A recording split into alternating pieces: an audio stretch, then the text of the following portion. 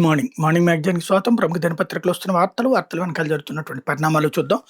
ఈనాడు చూస్తే ఇవాళ ఉక్కు పరిశ్రమ, మెట్టల్ ఉక్కు పరిశ్రమ శంకుస్థాపనకు సంబంధించినటువంటి అడ్వర్టైజ్‌మెంట్ హైలైట్ చేశారు. 70,000 కోట్లకు పైగా పెట్టుబడితో ప్రత్యేక గ్రీన్‌ఫీల్డ్ ప్రాజెక్టు ఆంధ్రప్రదేశ్‌లో రాబోతోందన్నటువంటి విషయాన్ని ఇక్కడ ప్రధానంగా హైలైట్ చేశారు. పోతే ఈనాడు హార్ముజ్‌పై అల్టిమేటం అన్నటువంటి వార్తను హైలైట్ చేసి 48 గంటల్లోగా తెరవాలి, లేకపోతే ఇరాన్ విద్యుత్ కేంద్రాలను ధ్వంసం చేస్తాం ట్రంప్, అలా చేస్తే హార్ముజ్‌ను పూర్తిగా మూసేస్తాం ఐఆర్జీసీ. పశ్చిమాసియాలో యుద్ధం రోజు రోజుకి మరింత తీవ్ర స్థాయికి చేరుతోంది. తమ నతాంజ్ అణుశుద్ధి కేంద్రంపై వైమానిక దాడులు ప్రతీకారంగా ఇజ్రాయెల్పై ఇరాన్ తాజాగా విరుచుకుపడింది. మరోవైపు హార్ముజ్ జలసంధి 48 గంటల్లోగా తిరిగి తెరవాలంటూ టెహ్రాన్కి అమెరికా అధ్యక్షుడు డొనాల్డ్ ట్రంప్ అల్టిమేటం జారీ చేశారు. దక్షిణ ఇజ్రాయెల్లోని డిమోనా, అరాబ్ నగరాల మీద ఇరాన్ జరిపిన దాడుల్లో దాదాపు 200 మంది గాయపడ్డారు. నతాంజుపై దాడికి ప్రతిగా ఇజ్రాయెల్ అణ్వాయుధ కార్యక్రమాలు అత్యంత కీలకమైన ది షిమోన్ పెరెస్ నెగెవ్ అణు పరిశోధన కేంద్రాన్ని ఇరాన్ శనివారం రాత్రి లక్ష్యంగా చేసుకుని దానిపై క్షిపణులు ప్రయోగించింది. టెహ్రాన్ ప్రయోగించినటువంటి బాలిస్టిక్ క్షిపణులు రెండింటిని ఇజ్రాయెల్ గగంతల రక్షణ వ్యవస్థలు అడ్డుకోలేకపోయి 100 కిలోల పేలుడు పదార్థాలతో దూసుకొచ్చిన క్షిపణులు ఒక డిమోనాలో, మరొకటి అరాద్లో పడ్డాయి. దీంతో పలు భవనాలు ధ్వంసమయ్యాయి. 2 నగరాల్లో కలిపి దాదాపు 200 మంది గాయపడ్డారు. వాళ్ళలో 2 చిన్నారులు సహా 11 మందికి తీవ్ర గాయాలయ్యాయి. తాజా దాడుల్లో అణుపరిశోధన కేంద్రం దెబ్బతినలేదని ఇజ్రాయెల్ వర్గాలు వెల్లడించాయి. డిమోనాను లిటిల్ ఇండియాగా పిలుస్తారు. ఇక్కడ భారత్ సంతతి ప్రజలు దాదాపు 7,500 మంది నివసిస్తున్నారు. వీళ్ళలో అత్యధికులు మహారాష్ట్ర, కేరళ, పశ్చిమ బెంగాల్ నుంచి వచ్చి స్థిరపడ్డ వారు. డిమోనా, అరాద్ల మీద దాడుల తర్వాత ఇరాన్ సైనిక అధికారులు తీవ్ర వ్యాఖ్యలు చేశారు. ఇజ్రాయెల్ గగంతలానికి ప్రస్తుతం రక్షణ లేదన్నారు. ఇకపై తాము చేసే దాడులు వాషింగ్టన్, టెల్ అవీసుల్ని పక్కన పెట్టి చేస్తామన్నటువంటి విషయాన్ని ఇక్కడ హైలైట్ చేశారు. అయితే F-15 యుద్ధ విమానాన్ని కూల్చేశామన్న టెహ్రాన్, హార్ముజ్ సమీపంలో శత్రువులకు చెందినటువంటి F-15 యుద్ధ విమానాన్ని కూల్చివేశామని ఇరాన్ తెలిపింది. F-15 తమ గగంతల రక్షణ వ్యవస్థ విజయవంతంగా లాకింగ్ చేస్తున్నట్టుగా ఉన్న వీడియో ఒకటి ఇరాన్ మీడియాలో విడుదలైంది. అమెరికాతో పాటు సౌదీ అరేబియా, ఇజ్రాయెల్, ఖతార్ వంటి పశ్చిమాసియా దేశాల వద్ద F-15లు ఉన్నాయి. అయితే ప్రభుత్వ అధినేతగా మోడీ రికార్డ్ అంటూ 8,931 రోజులుగా పదవిలో చామ్లింగ్ రికార్డును అధిగమించిన ప్రధాని, కేంద్ర మంత్రుల ప్రశంసలు. ప్రభుత్వ అధినేతగా ప్రధానమంత్రి నరేంద్ర మోడీ సరికొత్త రికార్డు సృష్టించారు. తొలుత గుజరాత్ ముఖ్యమంత్రిగా, తర్వాత దేశానికి ప్రధానమంత్రిగా గత 8,931 రోజులుగా ఏకదాటిగా ఆయన అధికారంలో ఉన్నారు. ఇప్పటివరకు సుదీర్ఘకాలం ప్రభుత్వ అధినేతగా ఉన్న ఘనత సిక్కిం మాజీ ముఖ్యమంత్రి పవన్ కుమార్ చామ్లింగ్ పేరిట ఉండేది. ఆయన 8,930 రోజుల పాటు అధికారంలో ఉన్నారన్నటువంటి వార్తని హైలైట్ చేశారు. అదే చేసే పని మంచిదైతే చరిత్రలో నిలుస్తుంది, అందుకు హైదరాబాదే సాక్ష్యం. అమరావతి అంతకు మించిన రాజధాని అవుతుంది. బాగా పనిచేస్తే అంతా మీ దగ్గరికి వస్తారు, విఫలమైతే ఎవరూ రారు. జీవితంలో ఆ రెండు చూసా. సవాళ్ళను ఎదుర్కొనే ముందస్తు ప్రణాళిక అవసరం. ఐఎస్బీలో నిర్వహించిన సదస్సులో చంద్రబాబు వ్యాపార పాఠాలు. భవిష్యత్తులో హైదరాబాద్, అమరావతి అత్యుత్తమ నివాసయోగ్య నగరాలుగా ఉంటాయి. హైదరాబాద్ అభివృద్ధికి ఎంతో కృషి చేసి అది మరింత ఎదగాలని కోరుకుంటాను. పురోగతికి ఎలాంటి ఇబ్బంది రాకూడదు. అమరావతి కూడా హైదరాబాద్ని మించిన మెరుగైన నగరం అవుతుంది. 2 నెంబర్ 1, నెంబర్ 2లో ఉండాలంటూ చంద్రబాబు స్టేట్మెంట్ హైలైట్ చేశారు. అయితే మెరిసిన ఎర్ర బంగారం అంటూ మిర్చికి క్వింటాలకు సగటున 20,000. మిరప రైతు 5 ఏళ్లుగా కుంగిపోయాడు. 90% మంది అప్పుల ఊబిలో కూరుకుపోయారు. సాగు చేయలేమంటూ కొందరు వైదొలిగారు, మరికొందరు సాగు తగ్గించుకున్నారు. ఈ ఏడాది ధర లేకుండా కాడి కింద పడేయాల్సిన దుస్థితి. ఈ సమయంలో జనవరి నుంచి మిరప ధరలో పెరుగుదల మొదలైంది. క్వింటాలకు సగటున 20,000 వరకు దక్కుతోంది. జనవరి నాటి ధరతో పోలిస్తే సగటున క్వింటాలకు 5,000కు పైగానే పెరిగింది. డిమాండ్ నేపథ్యంలో వ్యాపారులు గ్రామాలకు వెళ్ళి అక్కడే రైతుల నుంచి నేరుగా కొంటున్నారన్నట్టు వార్తని హైలైట్ చేశారు. లేకపోతే ధర్మదాంలో విజయన్ గెలుపు, నల్లేరుపై నడకేనా, కాంగ్రెస్ బీజేపీ గట్టి పోటీ. కేరళలో సిపిఎంకి కంచుకోట అయిన ధర్మదాం నియోజకవర్గం నుంచి ముఖ్యమంత్రి పినరయ్ విజయన్ మరోమారు పోటీ చేస్తున్నారు. అక్కడి నుంచి గెలుపై విజయన్ ధీమాతో ఉన్నారు. అయితే నియోజకవర్గం కాంగ్రెస్ బీజేపీలు బలమైన అభ్యర్థులను బరిలోకి దింపి విజయన్కి సవాల్ విసురుతున్నాయన్నటువంటి వార్తని హైలైట్ చేశారు. అయితే ఇంధన సరఫరాపై మంత్రుల బృందం, సిసిఎస్లో ప్రధాని మోడీ ఆదేశం, పశ్చిమాసియా సంక్షోభంపై సమీక్ష. పశ్చిమాసియాలో ఉద్రిక్త పరిస్థితులు కొనసాగుతున్న నేపథ్యంలో దేశంలో ఇంధన సరఫరాపై పర్యవేక్షణకు మంత్రుల బృందాన్ని ఏర్పాటు చేయాలని ప్రధాని మోడీ ఆదేశించారు. వివిధ శాఖల కార్యదర్శులను దీనిలో భాగస్వాములు చేసి పరిస్థితిని ఎదుర్కొనేందుకు పూర్తి అంకిత భావంతో పనిచేయాలని సూచించారు. రంగాల వారీగా కూడా బృందాలు ఏర్పాటు చేసుకోవాలని చెప్పారు. ఆదివారం సాయంత్రం భద్రతా వ్యవహారాల కేబినెట్ కమిటీ సమావేశానికి ఆయన అధ్యక్షత వహించారన్నటువంటి వార్తని హైలైట్ చేశారు. అయితే ఓటర్లకు పోలింగ్ కేంద్రాల్లో కనీస సౌకర్యాలు కల్పించండి ఈసీ. అస్సాం, కేరళ, తమిళనాడు, పశ్చిమ బెంగాల్, పుదుచ్చేరిలో శాసనసభ ఎన్నికలు జరగనున్న 2,18,807 పోలింగ్ కేంద్రాల్లో కనీస సౌకర్యాలు కల్పించాలని అధికారులు కేంద్ర ఎన్నికల సంఘం ఆదేశాలు జారీ చేసింది. తాగునీరు, మరుగుదొడ్లు, తగినంత వెలుతురు, దివ్యాంగుల కోసం సరైన వాలుతో ర్యాంప్, ప్రామాణిక ఓటింగ్ కంపార్ట్మెంట్, సరైన సూచిక బోర్డులు ఏర్పాటు చేయాలని సూచించింది అన్నటువంటి వార్తని హైలైట్ చేశారు. అయితే బంగారు నాణ్యంపై ట్రంప్ చిత్రం. త్వరలో జరగనున్న అమెరికా 250వ స్వతంత్ర వేడుకలు పురస్కరించుకుని విడుదల చేసి 24 క్యారెట్ల ప్రత్యేక బంగారు నాణ్యంపై దేశాధ్యక్షుడు డొనాల్డ్ ట్రంప్ చిత్రాన్ని ముద్రించనున్నారు. రెజల్యూట్ డెస్క్పై పిడికిలు బిగించి నిల్చొని ఉన్న ట్రంప్ చిత్రాన్ని దీనికి వాడనున్న ట్రెజరీ విభాగం వెల్లడించింది అన్నటువంటిది హైలైట్ చేశారు. అయితే శ్రీలంకలో 25% పెరిగిన ఇంధన ధరలు. పశ్చిమాసియాలో సంక్షోభం కారణంగా ఇంధన ధరలను 25% పెంచుతున్నట్టు శ్రీలంక ప్రభుత్వం ఆదివారం ప్రకటించింది. వారం వ్యవధిలో ఇంధన ధరలు పెరగడం ఇది రెండోసారి. ఇరాన్, అమెరికా, ఇజ్రాయెల్ మధ్య యుద్ధం ప్రభావంతో పెరిగిన ఇంధన ధరల కారణంగా ఈ చర్యలు చేపట్టింది. ధరల పెరుగుదలతో శ్రీలంక లీటర్ పెట్రోల్ ధర 317 శ్రీలంకన్ రూపీస్ ₹95.33 నుంచి 398 ఎల్కేఆర్కు 119 రూపాయలకి లీటర్. డీజిల్ ధర 91 నుంచి 115కి చేరింది. విద్యుత్ ఇంధన వినియోగంలో పొదుపు పాటించాలని ప్రజలకు ప్రభుత్వం సూచించింది. క్యూఆర్ కోడ్ సాయంతో కార్లకు వారానికి 15 లీటర్లు, బస్సులకు 60 లీటర్ల ఇంధనాన్ని మాత్రమే పంపిణీ చేస్తుంది అన్నటువంటిది హైలైట్ చేశారు. లేకపోతే గాల్లోకి 50 లక్షల టన్నుల కర్బన ఉద్గారాలు. పశ్చిమాసియాలో యుద్ధంతో పర్యావరణానికి తీవ్ర నష్టం వాటిల్లుతోంది. డ్రోన్లు, క్షిపణులు, బాంబు దాడులతో భారీగా కర్బన్ ఉద్గారాలు వెలువడుతున్నాయి. యుద్ధం మొదలైన 14 రోజుల్లోనే 50 లక్షల టన్నుల కార్బన్ డైఆక్సైడ్ వెలువడినట్టు క్లైమేట్ అండ్ కమ్యూనిటీ ఇన్స్టిట్యూట్ వెల్లడించింది అన్నటువంటి వార్తని హైలైట్ చేశారు. లేకపోతే సాక్షి వచ్చేటప్పటికి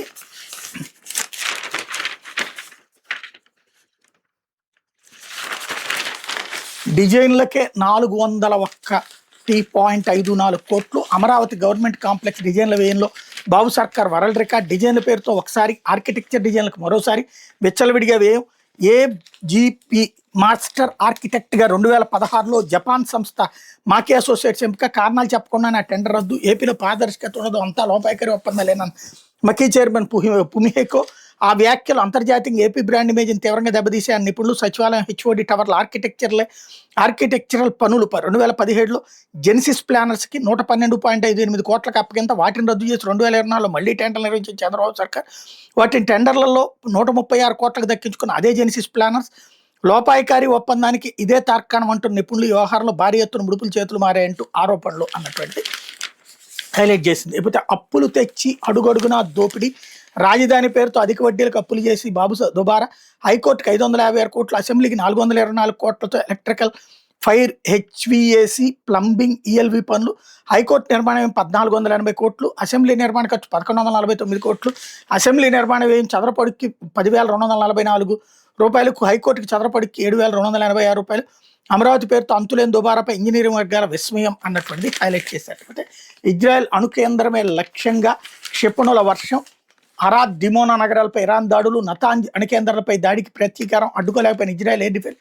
ఇజ్రాయెల్లో 180 మందికి గాయాలు, పలువురు పరిస్థితి విషమం. గల్ఫ్లోని అమెరికా స్థావరాలపైన ఇరాన్ దాడులు.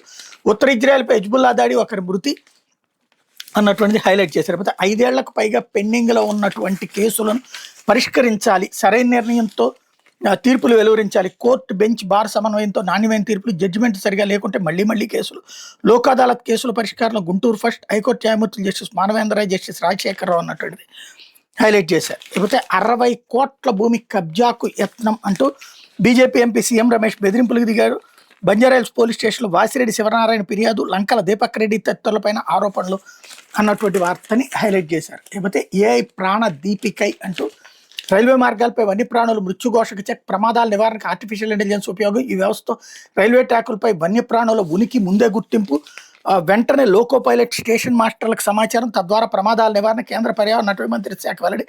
దేశంలో రైల్వే మార్గాలపై ఏనుగులు, ఇతర వన్యప్రాణులను ప్రమాదాల బారి నుంచి కాపాడేందుకు ఆర్టిఫిషియల్ ఇంటెలిజెన్స్ కృత్రిమ మేధను వినియోగిస్తున్న కేంద్ర పర్యావరణ అటవీ మంత్రిత్వ శాఖ తెలిపింది. దేశంలోని రైల్వే మార్గాల్లో జరుగుతున్న ప్రమాదాల్లో ఏనుగులతో పాటు ఇతర వన్యప్రాణులు మరణిస్తున్నాయి.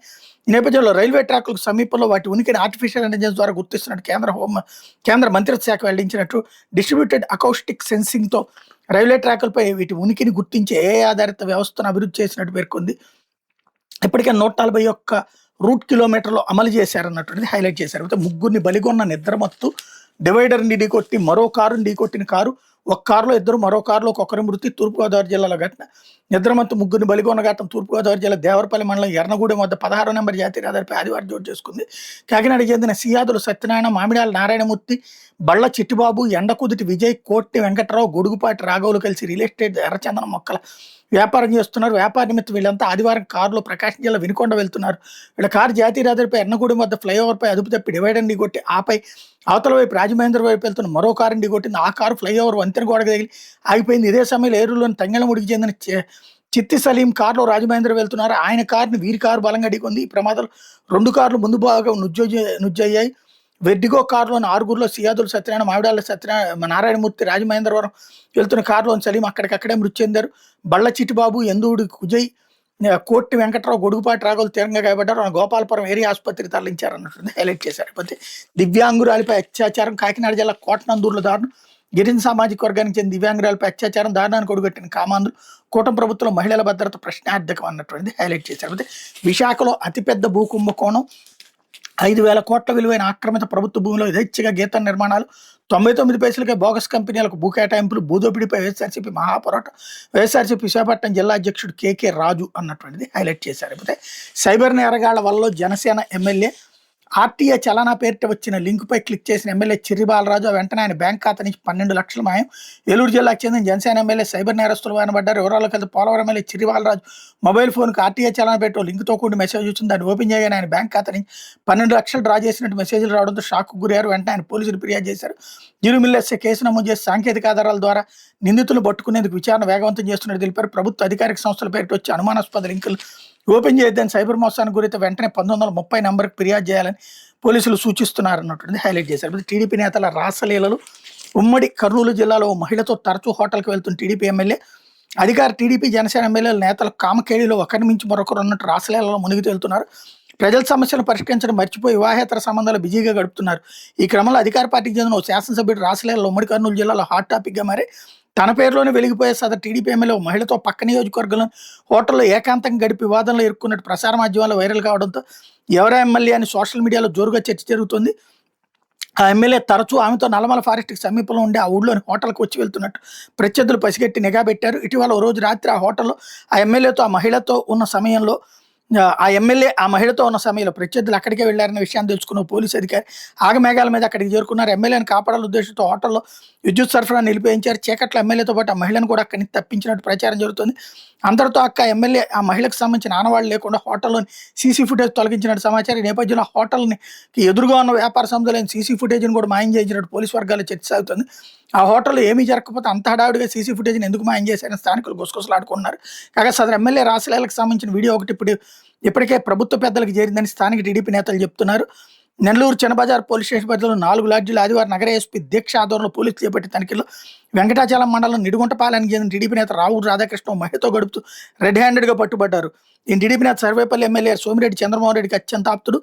చోటపాలెం ప్రాథమిక వ్యవసాయ కోఆపరేటివ్ సొసైటీ అధ్యక్షుడు కూడా పోలీసు దాడిలో 17 మంది విట్లు, 14 మంది మహిళలు పట్టుబడ్డారు. వీళ్ళలో రాధాకృష్ణ అయితే ఉండడంతో వాళ్ళందరినీ తీసుకొచ్చి పోలీస్ స్టేషన్లో కూర్చోబెట్టారు. విషయం తెలుసుకుని టీడీపీ కీలక నేతలు ఆయన పేరును తొలగించాలని పోలీసులపై ఒత్తిడి తెచ్చారు. అప్పటికే విషయం అందరికీ తెలిసిపోయింది. పైనుంచి తీవ్ర ఒత్తిడి రావడంతో సదరు టీడీపీ నేత ఆసుపత్రిలో చూపించుకోవడానికి వచ్చి సాయి గ్రాండ్ లాడ్జి వద్ద ఉండగా తాను తీసుకొచ్చామని విషయం తెలుసుకుని వదిలేసామని పోలీసులు చెప్పుకొచ్చారన్నటువంటి హైలైట్ చేశారు. దీన్ని తన్ని స్టేషన్లో వేయండి. దళిత యువతపై పెట్టిరేగిన పోలీసులు తన తండ్రిని పోలీస్ స్టేషన్కి ఎందుకు తీసుకొచ్చారని అడిగినందుకు దాడి. కృష్ణా జిల్లా పామూరు ఎస్ఐ ఓవర్ యాక్షన్ అంటూ సాక్షి రాసుకొచ్చింది. తన తండ్రిని పోలీసులు ఎందుకు స్టేషన్కి పిలిపించారు తెలుసుకుందామని వెళ్ళిన దళిత యువత పట్ల కారణంగా దుర్భాషలాడటమే కాక బూటుకాళ్లతో తనుతూ జుట్టు పట్టుకుని లాగుతూ చిత్రహింసలకు గురి చేసిన ఘటన వెలుగులోకి వచ్చింది. దీంతో స్పృహ కోల్పోయిన బాధితురాలు ఆసుపత్రిలో చికిత్స పొందుతుంది. కృష్ణా జిల్లా పామర మండలంలో ఈ దారుణ ఘటన చోటు చేసుకుంది. మండలంలోని పసుమూరు గ్రామానికి చెందిన వైఎస్ఆర్సీపీ నాయకుడు జజవరపు చిన్ని అదే గ్రామంలో వ్యవసాయం చేసుకుంటూ జీవిస్తున్నాడు. ఇతని కుమారుడు తేజ, కుమార్తె సుప్రియ ఉన్నారు. తేజ తండ్రితో పాటు పనులు చేసుకుంటూ ఖాళీ సమయంలో చెట్లు నరికే పనులకు వెళ్తుంటాడు. కుమార్తె సుప్రియ బీఎస్సీ నర్సింగ్ పూర్తి చేసి విజయవాడలో ప్రైవేట్ ఆసుపత్రిలో పనిచేస్తోంది. 3 ఏళ్ల క్రితం గ్రామంలో చోట చెట్ల పొదల్లో కల్టివేటర్ ఎంతో కాలంగా ఉందని గమనించి తేజ దాన్ని ఓ పాత ఇనప సామాన్ల వ్యాపారికి 3,000కి విక్రయించాడు. కొద్ది రోజుల తర్వాత వ్యక్తి వచ్చి కల్టివేటర్ తందని చెప్పడంతో తేజని తండ్రి మందలించి ఆ వ్యాపారికి 3,000 చెల్లించి దాన్ని సంబంధిత వ్యక్తికి అప్పచెప్పారు. ఈ నేపథ్యంలో శనివారం ఉదయం పామర్ పోలీస్ స్టేషన్ నుంచి జుజువరపు చిన్నికి పోలీసులు ఫోన్ చేసి స్టేషన్కి రావాలని చెప్పారు. పనులు ముగించుకుని చిన్ని సాయంత్రం స్టేషన్లో సీఐ సుభాకర్ వద్దకు వెళ్ళాడు. సీఐ దుర్భాషలాడుతూ పసుమూరులో రైతు గడ్డరపోయిందని దాన్ని తీశారని ప్రశ్నించారు. తమకు తెలియదని చిన్ని బదులిచ్చాడు. అదే సమయంలో విజయవాడ నుంచి వచ్చిన సుప్రియ తన తండ్రిని పోలీసులు పిలిపించారని తెలుసుకుని భయంతో సీఐ వద్దకు వెళ్ళింది. పోలీసులు ఆమెను లోపలికి వెళ్లకుండా అడ్డుకున్నారు. అక్కడే ఉన్న తేజ నేరా నువ్వు దొంగతనాలను మానభంగాలు కూడా చేస్తున్నావు అంటూ పామర్ ఎస్ఐ ప్రశ్నించారు.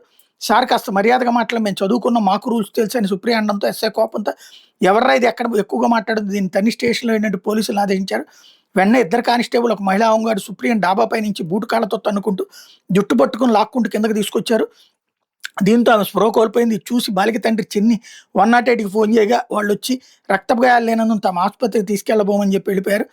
చేసేదేం లేక చిన్ని తన కుమార్తెను మచిలీపట్నం ప్రభుత్వ ఆసుపత్రికి తీసుకెళ్లాడు.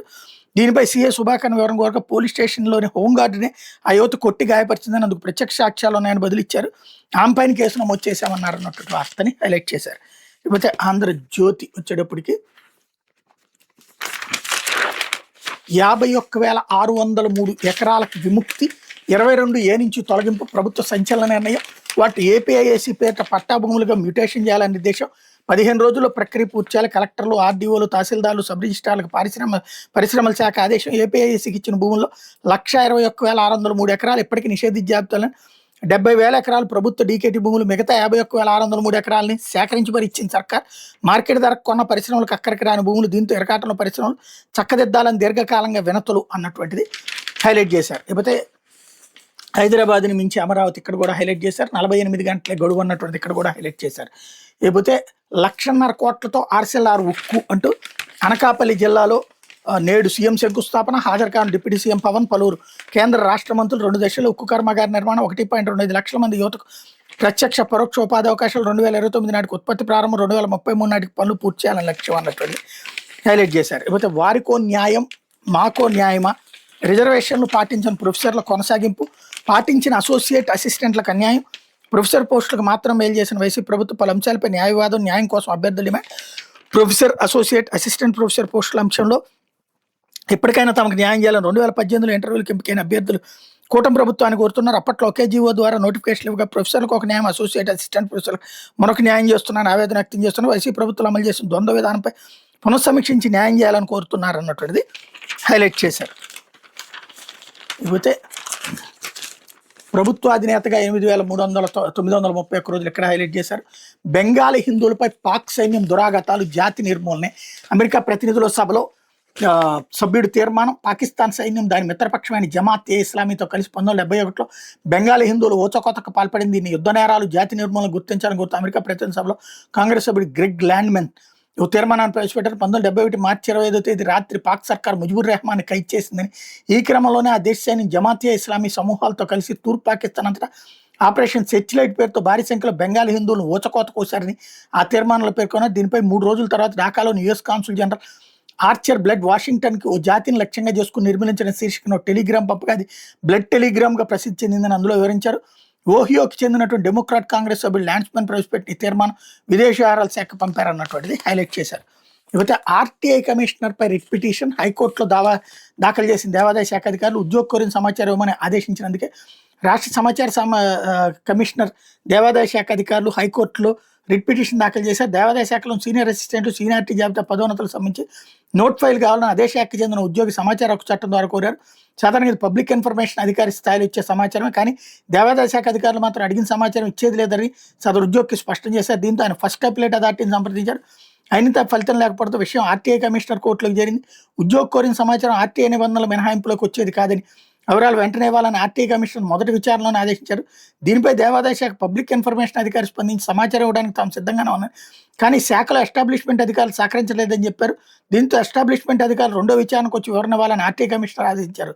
దీంతో విచారణకు హాజరైన అధికారులు సీనియారిటీ జాబితా నోట్ ఫైల్ అని ఇవ్వద్దని దేవాదాయ శాఖ కమిషనర్ ఆదేశించడంతో సమాచారం ఇవ్వడం లేదని ఆర్టీఐ కమిషనర్ దృష్టికి తీసుకెళ్లారు. ఆర్టీఐ పరిధిలోకి వచ్చే ఏ సమాచారాన్ని దరఖాస్తుదారులకు ఇవ్వాల్సిందని, దీన్ని ఎవరూ ఆపడానికి లేదని సదరు ఉద్యోగి అడిగిన సమాచారం వెంటనే ఇవ్వాలని ఆర్టీఐ కమిషనర్ మరోసారి సూచించారు. 2 సార్లు జరిగిన విచారణలో దేవాదాయ శాఖ అధికారులు ఆర్టీఐ కమిషనర్ ఆదేశాలను పాటించలేదు, సదరు ఉద్యోగికి సమాచారం ఇవ్వలేదు. 3వసారి విచారణకు హాజరైన దేవాదాయ శాఖ అధికారులు సమాచారం ఇవ్వడానికి కమిషనర్ అంగీకరించడం లేదని వివరాలు ఇవ్వలేమని స్పష్టం చేశారు. దీంతో సెక్షన్ 5(7) ప్రకారం పబ్లిక్ ఇన్ఫర్మేషన్ అధికారిని ఎవరూ ప్రభావితం చేయడానికి లేదని, వారు స్వేచ్ఛగా నిర్ణయాలు తీసుకునే వాతావరణం కల్పించాలని ఆర్టీఐ కమిషనర్ తెలిపారు.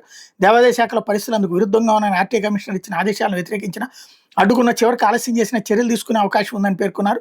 ఉద్యోగ కోరిన సీనియారిటీ జాబితాతో పాటు నోట్ ఫైల్ వెంటనే ఇవ్వాలని మరోసారి ఆదేశించారు. లేకపోతే సెక్షన్ 20 కింద దేవాదాయ శాఖ కమిషనర్కి జరిమానా విధించడంతో పాటు ఆయనపై చర్యలకు ఆదేశిస్తామని హెచ్చరించారు. దీంతో ఆర్టీఐ కమిషనర్పై దేవాదాయ శాఖ అధికారులు హైకోర్టులో రిట్ పిటిషన్ దాఖలు చేశారు. ఆర్టీఐ కమిషనర్ ఆదేశం సహజ న్యాయ సూత్రాలకు విరుద్ధంగా ఉందని, సమాచార హక్కు చట్టం ప్రకారం మినహాయింపు ఉన్న సమాచారం ఇవ్వాలని ఆదేశిస్తున్నారు. దీనిపై స్టే ఇవ్వాలని కోరారు. ఈ వారంలో దీనిపై హైకోర్టు విచారణ జరగబోతుంది. ప్రభుత్వం జోక్యం చేసుకున్నది వ్యవహారం సద్దుమణిగేలా లేదని అభిప్రాయాలు వ్యక్తం అవుతున్నాయి అన్నటువంటిది హైలైట్ చేశారు. కాకపోతే ఆ స్థలం నాది కాదు నాది. హైదరాబాద్లోని బంజారాహిల్స్లో స్థల వివాదం ఉద్రిక్త దారితీసి ఏపీలో అనకాపల్లి ఎంపీ సీఎం రమేష్తో పాటు పలువురు రాజకీయ నాయకులు మరో వర్గం వారి మధ్య ఘర్షణ జరిగింది. ఇరు వర్గాల వారు పోలీసులు ఫిర్యాదులు చేశారు. Banjara Hills road number 2 Annapurna studio సమీపంలో ఆనంద్ ప్రభాత్ సొసైటీలో కొంత స్థలంపై చాలా కాలంగా వివాదం కొనసాగుతుంది. ఎంపీ సీఎం రమేష్ 3 ఏళ్ల క్రితం స్థలం చుట్టూ రేకులతో ప్రహరీ ఏర్పాటు చేశారు. ఇటీవల ఆ స్థలంలో నిర్మాణాలు చేసేందుకు ఆయన ప్రయత్నాలు మొదలుపెట్టారు. కాగా ఆ స్థలంలో సుమారు 2,000 గజాలు తనదేనంటూ శివనారాయణ అనే వ్యక్తి వాదిస్తున్నారు. ఇటీవల కోర్టు నుంచి ఇంజక్షన్ ఆర్డర్ కూడా తెచ్చుకున్నారు. ఆదివారం ఉదయం శివనారాయణ తన మనుషులతో సీఎం రమేష్ వేసిన రేకులను తొలగించి తన స్థలంలో కంటైనర్ ఏర్పాటు చేసేందుకు ప్రయత్నించారు. విషయం తెలుసుకున్న సీఎం రమేష్ తన అనుచరులతో కలిసి అక్కడికి వచ్చి హల్చల్ చేశారు. తాను పెట్టించిన రేకులను ఎలా తీస్తారంటూ ప్రశ్నించారు. ఈ తరుణంలో ఇరు వర్గాల మధ్య వాగ్వాదం ఘర్షణ చోటు చేసుకుంది. సమాచారం అందుకున్న బంజారాహిల్స్ పోలీసులు ఘటనా స్థలానికి చేరుకుని పరిస్థితిని అదుపు చేశారు. ఇరు వర్గాల వాళ్ళు పోలీసులకు పరస్పరం ఫిర్యాదులు చేసుకున్నారు. శివనారాయణ అతని మనుషులు తాము వేసిన రేకులను అక్రమంగా తొలగించి స్థలం ఆక్రమణకు పాల్పడ్డారు. సీఎం రమేష్ తరపున సూపర్వైజర్ నారాయణ పోలీసులు ఫిర్యాదు చేశారు. దీనిలో ఉండగా తమ కోర్టు ఇంజక్షన్ ఆర్డర్ ఇవ్వడంతో కంటైనర్ పెట్టేందుకు ఏర్పాటు చేస్తున్న సీఎం రమేష్ అతని అనుచరులు బీజేపీ నేత లంకల్ దీపక్ రెడ్డి, లగడపాటి రాజగోపాల్, కొమురయ్య మనుషులు వచ్చి దౌర్జన్యం చేయడంతో పాటు దాడి చేశారని శివనారాయణ కూడా పోలీసులు ఫిర్యాదు చేశారు. శివనారాయణ మీడియాతో మాట్లాడుతూ 2006లో తాను ఈ స్థలాన్ని కొనుగోలు చేసినట్టు చెప్పారు. అప్పటి నుంచి సీఎం రమేష్ దీన్ని ఆక్రమించుకునే ప్రయత్నాలు చేయగా తాను కోర్టును ఆశ్రయించినట్టు తెలిపారు. తమ స్థలం కాపాడాలని పోలీసులు ఫిర్యాదు చేసినా పట్టించుకోవడం లేదని ఆరోపించారు అన్నట్టు హైలైట్ చేశారు. ఇది దినపత్రికలో వచ్చిన వార్తలు వెనక జరుగుతున్న పరిణామాలు.